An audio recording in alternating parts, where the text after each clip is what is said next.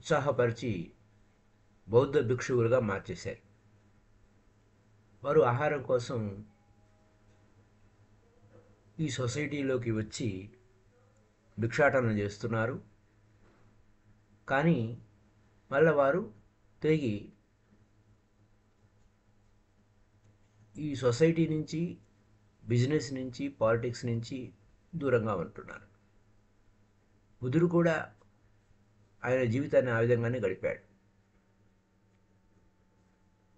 అంటే ఆశ్రమ జీవితాన్ని గడపడం అనేది ఎక్స్ట్రీమ్ ఎండే కాదా? మధ్య మార్గం ఎలా అవుతుంది అంటే ప్రాపంచిక జీవితానికి ఆపోజిట్ ఈ యొక్క ఆశ్రమ జీవితం గడపడం, ఇదంతా కూడా మధ్య మార్గం ఎలా అవుతుంది, దాని గురించి ఎక్స్ప్లెయిన్ చేయండి అని ప్రశ్న. ఎందుకంటే జీవితం, ప్రాపంచిక జీవితానికి అదర్ ఎండ్ అంటే ఆవలి ఒడ్డు ఏమిటో తెలియనప్పుడు దీన్ని అర్థం చేసుకోవడం కష్టంగానే ఉంటుంది. జీవితం, ప్రాపంచిక జీవితానికి ఆవలి ఒడ్డు అంటే, అదర్ ఎండ్ అంటే మరణం. కొంతమంది టీచర్స్ ఉన్నారు, కేవలం పూర్వం టీచర్స్ ఇప్పుడు కూడా ఉన్నారు అని అంటారు ఓషో గారు. కేవలం ఆత్మహత్య ఒకటే, సూసైడ్ ఒకటే అసలైన మార్గము అని. ఇప్పుడు ఈ వర్తమానంలో ఈ యొక్క స్థితిలో మనకి లేటెస్ట్ ట్రెండ్ కూడా ఎలా జరుగుతుంది ఏమిటి, కొన్ని మాస్టర్స్ కొంతమంది అదే పనిగా ఎందుకు ఇలా చెప్తున్నారు అని. అంటే వాళ్ళ ఆలోచన పరులు ఉన్నారు, ఈ జీవితం అప్సర్డ్ అని చెప్పి, అర్థం బద్ధం లేదని అలా చెప్పేవాళ్ళు ఉన్నారు. దానికి వ్యతిరేకంగా వేరే విధంగా విచిత్రంగా చెప్పేవాళ్ళు కూడా ఉన్నారు. అది మనం తెలుసు అందరికీ. వాళ్ళకి ఏంటంటే మరణమే అర్థవంతమైన జీవితము అని వారి భావన. లైఫ్ అండ్ డెత్ అనేవి దక్షిణ ధ్రువం, ఉత్తర ధ్రువం లాగా ఆపోజిట్స్. లైఫ్ అండ్ డెత్, ఇది బాగా అర్థం చేసుకోవాలి. అప్పుడే మధ్య మార్గం అంటే ఏంటో అవగాహనకు వస్తుంది. ఈ లైఫ్ డెత్, పుట్టడము చావడం మధ్య మార్గం అనేది అర్థమవుతుంది. మరణం ఒక ఎండ్ అయితే జననం, death is the polar opposite of life. అంతే, జీవితానికి ఆపోజిట్ మరణం. ఈ మైండ్ డెత్ వైపుకి ఈజీగా తీసుకెళ్తుంది, అలా సంభవిస్తుంది కూడా. అందుకోసమే అన్ని మరణాలన్నీ కూడా నిజంగా వర్ణించాల్సిన అవసరం లేకుండానే మరణిస్తూ ఉంటారు. అవి all deaths are nothing but subconscious death అంటారు. అది సూసైడ్. ఇది ఇక్కడ ఎవరైనా సూసైడ్ చేసుకున్నారనుకోండి, అప్పుడేమవుతుంది, వాడు జీవితం అంటే ఎంతో వ్యామోహంగా ఉన్నవాడు, జీవితం అంటే అమితమైన ప్రేమ ఉన్నవాడే, అటాచ్మెంట్ బాగా అమితంగా, జీవితం పట్ల అమితంగా ఉన్నవాడే వాడు సూసైడ్ కమిట్ చేస్తాడు. అదే అనమాట. అది బాగా వాడి జీవితంలో ఎంతో కోరుకున్నాడు, ఆ కోరుకునేది వాడికి లభించలేదు, అందుకోసం ఎక్స్ట్రీమెంట్కి వెళ్ళిపోయాడు.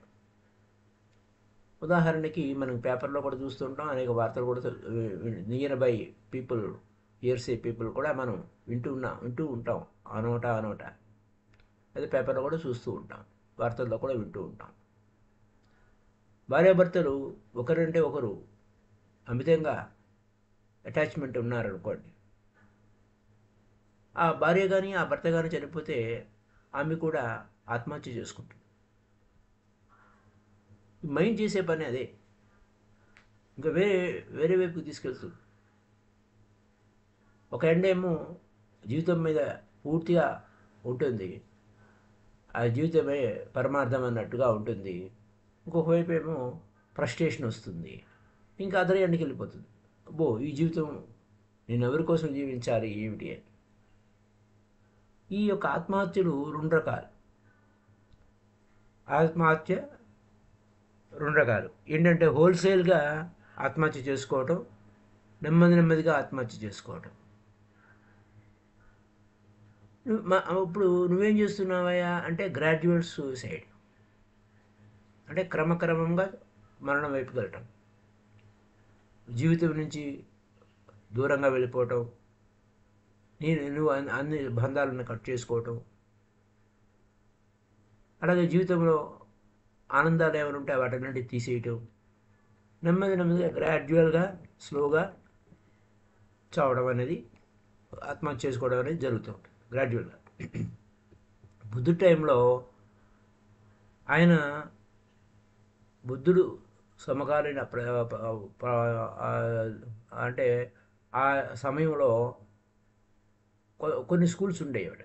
ఏంటి ఆత్మహత్యని ప్రోత్సహించే స్కూల్స్. జీవితానికి పూర్తిగా ఆపోజిట్, ఈ ప్రాపంచిక జీవితానికి పూర్తిగా ఆపోజిట్.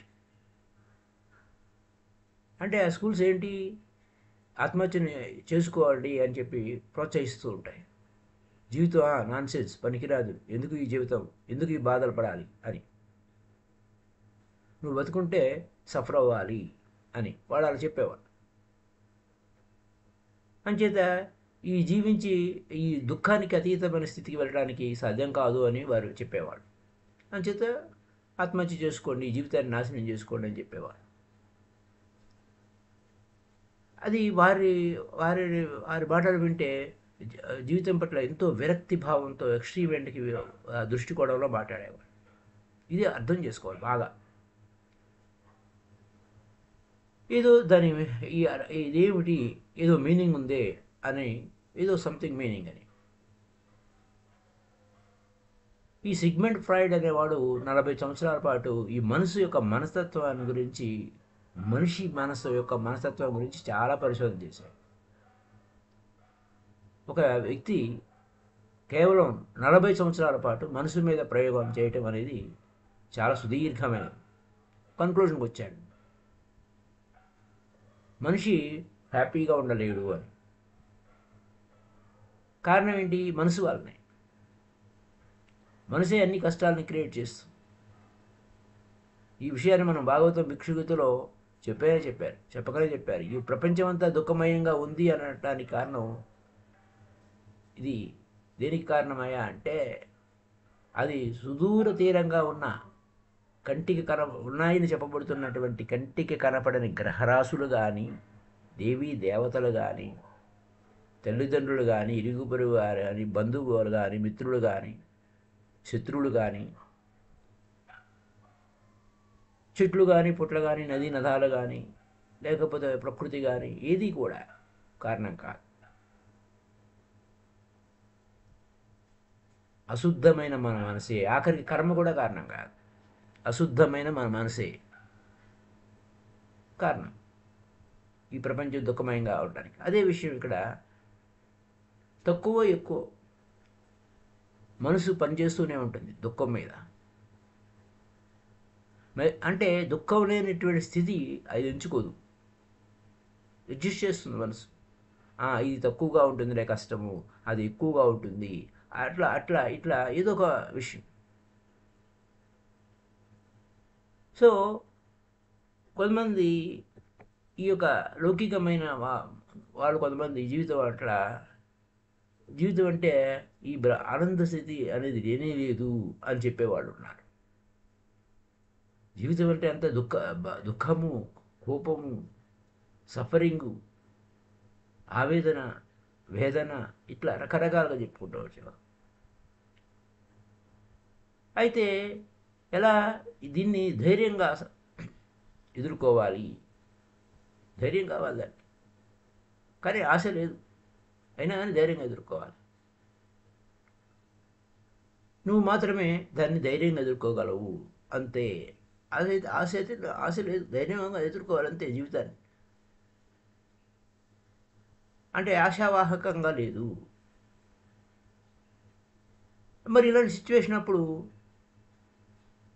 ఇంకా ఎంత ధైర్యంగా ఎదుర్కొన్నా ఆశ అనేది లేనప్పుడు ఎందుకు సూసైడ్ చేసుకోకూడదు అని ప్రశ్నిస్తారు. జీవితానికి బియాండ్ లేనే లేదు ఎందుకు అని. ఈ జీవితం ఎందుకు ఉపయోగం లేనప్పుడు ఈ జీవితం ఎందుకు జీవించాలి అని. అలాగే కొంతమంది ప్రపంచంలో దోసుకోవే అంటే ఒక రష్యా వారు కొంతమంది బ్రదర్స్ ఆఫ్ కామజో వాళ్ళు ఏమంటారంటే, నేను ట్రై చేశాను మీ దేవుడు ఎక్కడ ఉన్నాడు అని. ఆ దేవుడు ఎక్కడ ఉన్నాడు అని వెళ్ళి just to return him the entrance ticket. దేనికి ఎంట్రన్స్ టికెట్ ఇచ్చాడు? ప్రవేశ ద్వారము, ప్రవేశానికి, జీవితం అనే ప్రవేశానికి టికెట్ ఇచ్చాడు. నాకు ఎంట్రన్స్ టికెట్ నాకు వద్దయ్యా, వెనక్కి ఇచ్చేస్తాను అని నేను ట్రై చేశాను అని. ఎందుకంటే నేను ఇక్కడ ఉండదలుచుకోలేదు.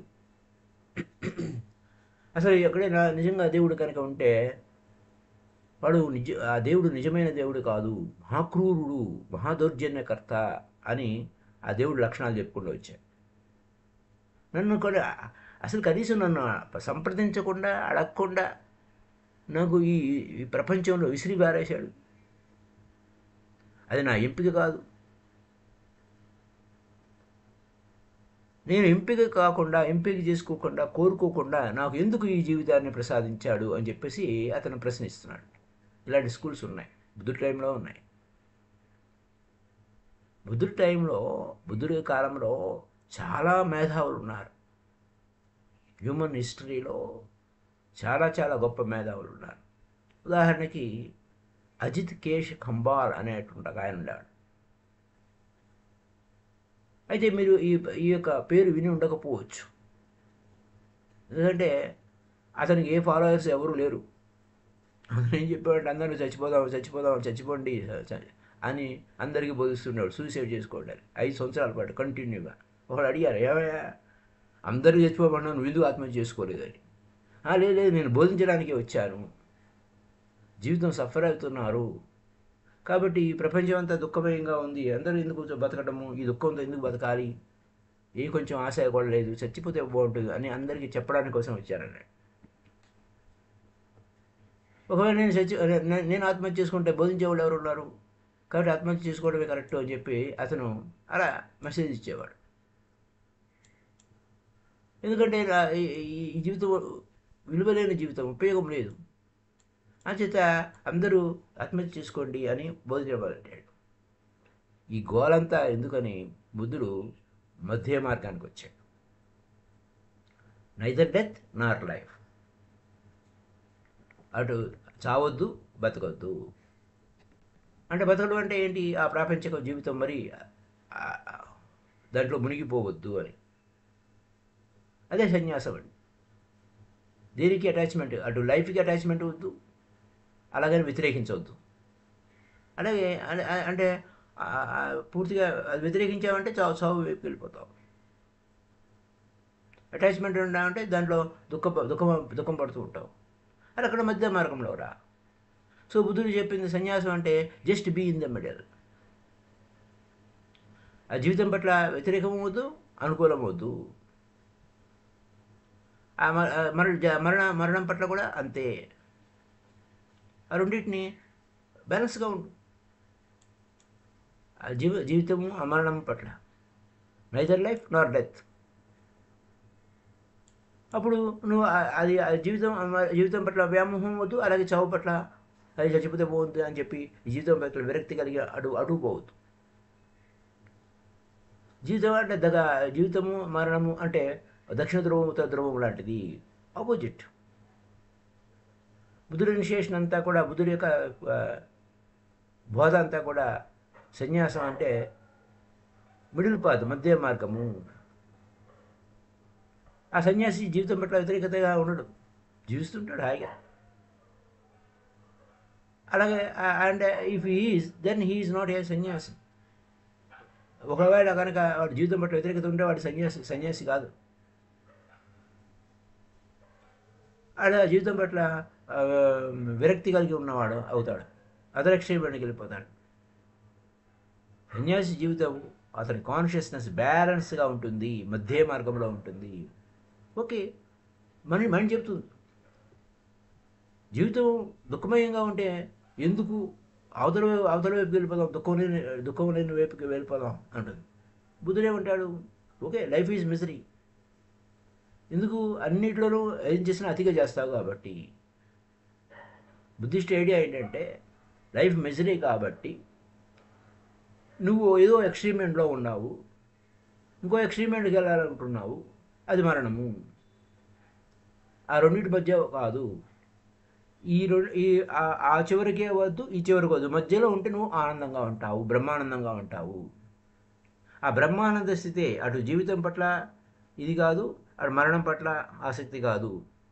జీవితం అంటే దుఃఖమయమని ఏడుకోవద్దు, అలా మరణం అని చెప్పి చచ్చిపోతే పోతుందని అనుకోవద్దు. మధ్యలో ఉంటే ఆనందంగా ఉంటావు, ఆ బ్రహ్మానందంగా ఉంటావు. ఆ సన్యాసి స్థితి, ఈ బుద్ధుడు చెప్పే ఆ సన్యాసి స్థితి బ్యాలెన్స్డ్ బీయింగ్. అటు రైటు లేదు, లెఫ్ట్ లేదు, కరెక్ట్గా సమతులంగా ఉంటాం. సమత్వం యోగ ఉచితే. లెఫ్ట్ లేదు, రైటు లేదు, జస్ట్ ఇన్ ద మిడిల్. మౌనం, అటు పోవద్దు, ఇటు పోవద్దు, ఏది ఎంచుకోవద్దు, ఏది ఎంపిక లేదు. కేంద్ర స్థితిలో ఉండు, నీ కేంద్రంలో నువ్వు ఉండు. అది కాబట్టి నువ్వు మరణాన్ని ఎంచుకోనక్కర్లేదు. ఎంచుకున్నావా నువ్వు మళ్ళా కష్టమే. అంటే ఆ దుఃఖాన్ని, మరణము దుఃఖమే, జననము దుఃఖమే, మరణము దుఃఖమే. కాబట్టి ఎందుకు ఎంచుకోవద్దు. ఆ జీవితాన్ని ఎంచుకున్నామంటే అది మిజరీనే, మరణాన్ని ఎంచుకున్నా అది టూ ఎక్స్ట్రీమ్ ఎండ్స్ అనమాట. అయితే ఈ చివర మెజరీ ఉంది, ఈ చివర దుఃఖం ఉంది, ఆ చివర దుఃఖం ఉంది. గుర్తుపెట్టుకోవాల్సిన విషయం ఏంటంటే టూ ఎక్స్ట్రీమ్ ఎండ్స్ అనేవి ఏమి లేవు, ఒకటే. టూ ఎక్స్ట్రీమ్ ఎండ్స్ అంటే ఏమి లేదు, ఒకటే ఉంది. ఒక కర్ర ఉంది, ఒక కర్ర ఒకటే కదా, ఆ ఎండ ఒకటి, ఈ ఎండ ఒకటి, అంతే. అది పోల్ అంటే ఏంటి, ఒక పోల్. అది పోలార్ ఆపోజిట్స్ అంటే ఏంటి, ఉత్తర ధ్రువము, దక్షిణ ధ్రువం. భూమి ఒకటే భూమి. ఆ వైపు వెళ్తే ఉత్తరం వైపు వెళ్తే ఉత్తర ధ్రువము, దక్షిణ వైపు దక్షిణ ధ్రువము, అంతే. చివరి అంతే. ఒక పోల్కి 2 పాయింట్స్ అంతే. Has 2 poles. One thing which has 2 poles, life and death. ఆ ఎండ్స్ అనమాట. కాబట్టి నువ్వు ఎంచుకున్నావు అంటే నువ్వు వేరే దానికి వ్యతిరేకంగా ఉన్నావు.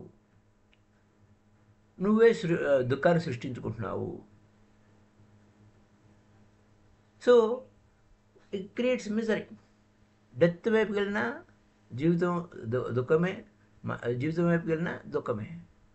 కాబట్టి you cannot choose life without choosing death. నేను జీవిస్తున్నానంటే మరణిస్తున్నావు, రెండు ఒకటే, ఒకదాని వెనుక ఒకటి ఉంటాయి. మరి అలా అప్పుడు the moment you choose life you have to choose death. అంటే జీవితాన్ని ఎంచుకున్నావు అంటే మరణాన్ని కూడా తీసుకోవాలి, ఎంచుకున్నట్టే లెక్క. అది దుఃఖాన్ని క్రియేట్ చేస్తుంది. నువ్వు బతుకుతున్నావు, అమ్మో ఎప్పుడు చచ్చిపోతానో ఏమిటో అని అదొక వేదన. అందుకే మరణం ఉంది అని తెలుసు. ఆనందాన్ని ఎంచుకున్నావా, తెలియకుండానే దుఃఖాన్ని కూడా, హ్యాపీనెస్ని ఎంచుకున్నావు, అన్హ్యాపీనెస్ కూడా ఉంటుంది. ద్వంద్వాలు ఉన్నాయి. సుఖం వెనుక దుఃఖము, సుఖ దుఃఖాలు, చీకటి వెలుగులు, ఇట్లా. నువ్వు ప్రేమను ఎంచుకున్నావా, ఆ ప్రేమతో పాటు ద్వేషాన్ని కూడా ఎంచుకుంటావు. అది ఖచ్చితంగా ఒకదాంట్లో ఒకటి అంతర్గతంగా హిడెన్గా ఉంటుంది. అలాగే ప్రేమను ఎంచుకుంటా జీవితంలో సఫరింగ్ కూడా ఎంచుకోవాలి. అప్పుడేమవుతుంది, వాడు ద్వేషించడం మొదటి అనుకోండి, అప్పుడు హీ విల్ హేట్. అప్పుడేమవుతుంది, ఆ హేట్ వలన హీ విల్ సఫర్. ద్వేషించడం వలన సఫరింగ్ కూడా ఉంటుంది, ఊరికే ఉండదు. కాబట్టి ఏది ఎంచుకోవద్దు, మిడిల్ పాత్ర ఉండు. Be in the middle. ఆ మధ్య మార్గంలోనే సత్యం ఉంది. ఒక ఎండేమో మరణం ఉంది, ఒక ఎండేమో జీవితం ఉంది. మధ్య మార్గం అంటే సత్యం ఉంది. అదే ఎనర్జీ ఆ లెఫ్ట్కి వెళ్తుంది, రెండు వైపులా తిరుగుతుంది, మధ్యలో సత్యం ఉంది. కాబట్టి ఎంపిక చేసుకోవద్దు. ఆ చివర ఈ చివర, అటు పోవాలా ఇటు పోవాలా అనేది ఎంపిక చేసుకోవద్దు. ఆ ఎంపిక చేసుకోవడం వలన ఒకదానికి ఒకటి వ్యతిరేకమవుతుంది. మధ్యలో ఉన్నావా దేనికి వ్యతిరేకంగా లేవు. చాయిస్లెస్. అప్పుడు హ్యాపీగా ఉంటావు. నువ్వు ఏది ఎంచుకోలేదు. అప్పుడు నువ్వు మెజరబుల్గా ఉండవు, దుఃఖమే లేదు నీకు. మనిషి ఎందుకు దుఃఖంలో ఉన్నాడంటే ఎంచుకుంటున్నాడు. కాబట్టి ఎంపిక చేసుకో, మధ్యలో ఉండు. అది కష్టంగానే ఉంటుంది, అది అసాధ్యంగా అనిపిస్తుంది, కానీ సాధ్యమే అవుతుంది. ట్రై చెయ్యి అంటున్నాడు ఓషో గారు. ట్రై చేయండి అని అంటున్నాడు. రెండు ఆపోజిట్స్ వచ్చినాయి అనుకోండి, అటు ఇటు మధ్యలో ఉండండి. అప్పుడు క్రమక్రమంగా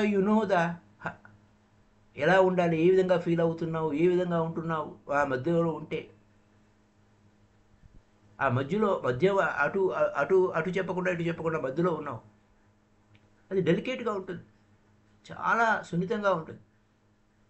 జీవితం అనేది చాలా సున్నితంగా ఉంటుంది, డెలికేట్గా ఉంటుంది. ఒక్కసారి కనుక you have the feel of nothing can be disturb you. ఆ మధ్య మార్గము అటు వరకు ఇటు వరకు మధ్య నువ్వు చాలా హ్యాపీగా అనిపిస్తుంది. ఏది నేను డిస్టర్బ్ చేయదు, అప్పుడు ఏది నిన్ను సఫర్ చేయదు. అప్పుడు నువ్వు సఫరింగ్ లేకుండా జీవిస్తావు. అది సన్యాసం అంటే. సన్యాసం అంటే తుల్య నిందా స్తుతిర్మౌని.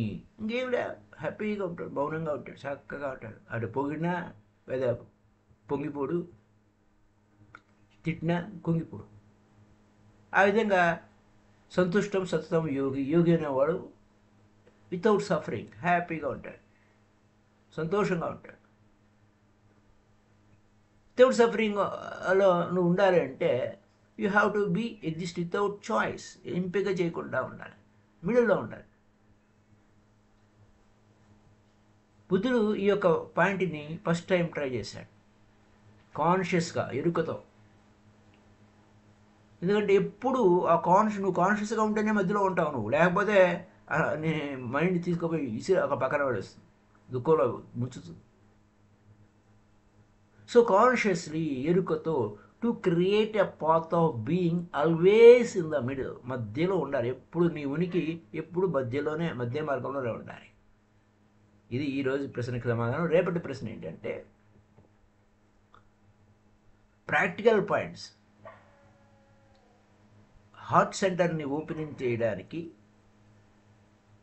ప్రాక్టికల్ పాయింట్స్ గురించి మాకు చెప్పండి అన్నప్పుడు ఫస్ట్ పాయింట్ ఇలా ఉండాలి, సెకండ్ పాయింట్ ఇలా ఉండాలి. ఈ కొన్ని పాయింట్స్ చెప్తారు, ప్రాక్టికల్గా ఏం చేస్తే ఎలా ఉండాలి అనేది. ఆ యొక్క విశేషాలు రేపటి ఎపిసోడ్లో తెలుసుకుందాం. హార్ట్ సెంటర్ ఎలా ఓపెన్ చేసుకోవాలి, డెవలప్మెంట్ ఎలా చేసుకోవాలి, కొన్ని ప్రాక్టికల్ పాయింట్స్ మాకు తెలియజేయండి అని అడిగిన ప్రశ్నకు సమాధానం రేపటి ఎపిసోడ్లో తెలుసుకుందాం. Thank you. Up to now happy day to you all.